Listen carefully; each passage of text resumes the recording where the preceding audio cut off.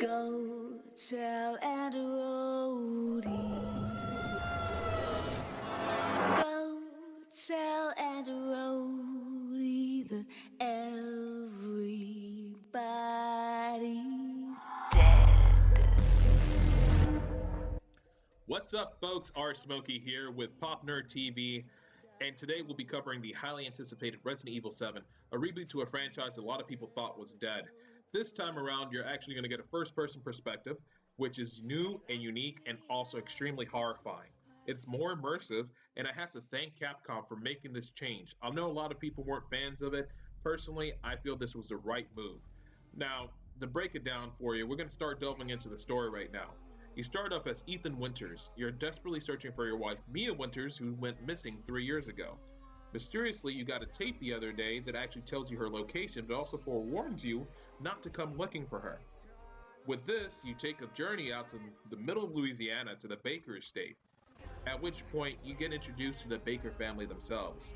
Now, it doesn't immediately introduce you to them. You actually end up going through this weird puzzle slash maze kind of situation, trying to find Mia, and then things just get out of hand for you.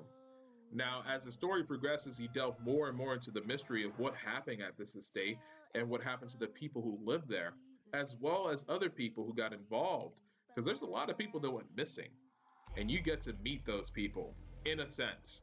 Now, you got several different NPCs you end up facing against, and I have to say, it's one of the things that highlights the game, but also kind of breaks the game.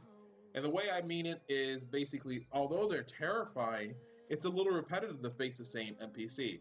I kind of wish they would at least reskin the different NPC, especially the mold or the crawlers or even the fat mold. That would have been great for a little bit of, reskin. Yes, you get some mosquitoes later on down the road, but they're not all that terrifying. It would have been better if one point or another they tossed in, maybe a mutated crocodile or alligator or something, or even a mutated snake like the classic games. Now, this game does have a lot of jump scares, so you're constantly watching your corners as you're playing around. You're making sure nothing hops out at you. In these situations like this, you do freak out. You end up screaming, you end up trying to shoot, you end up trying to run. There's a lot of different things that go through you. Now, not for a second do you mistake this for just a regular first person shooter. This is a horror survival game. You have to be very cunning about the way you play. You also have to be very conservative with your ammo as well. Not only that, you also have to be very conservative with your healing, items as well. Because when it comes down to it, you get hurt a lot. You really do. The aiming mechanics for this game are a little difficult.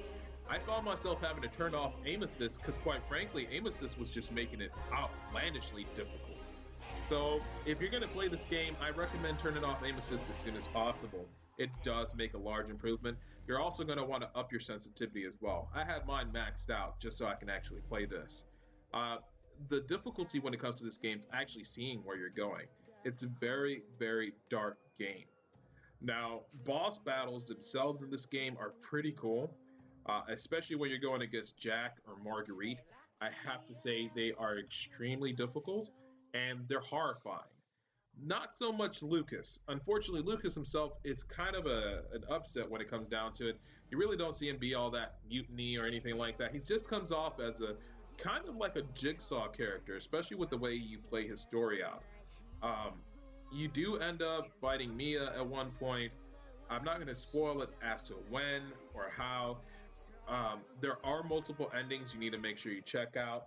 So this game does have some replayability to it. I know they have DLC as well coming out. That's going to be free DLC. They're also going to have some paid DLC as well. So make sure you keep an eye out for those. Uh, just a couple more tidbits I'd like to point out.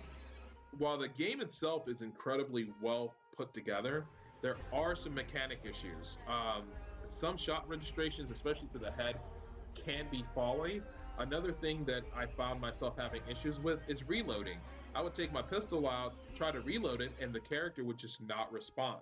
I don't know if this is an in-game issue or if it's meant to be that way, depending on how close the NPCs were, is when it would happen the most. If they were really close, my character would freak out and he'd jam when he was trying to reload or anything. I don't know, okay? Hopefully it's something that'll get resolved in the future. There are a lot of different disgusting points in this game, when it comes down to it. A lot of puke, a lot of, blood, a lot of gore. There's one really epic scene that I'm not going to spoil.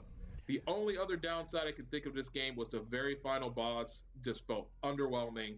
Unfortunately, she was just not what I expected.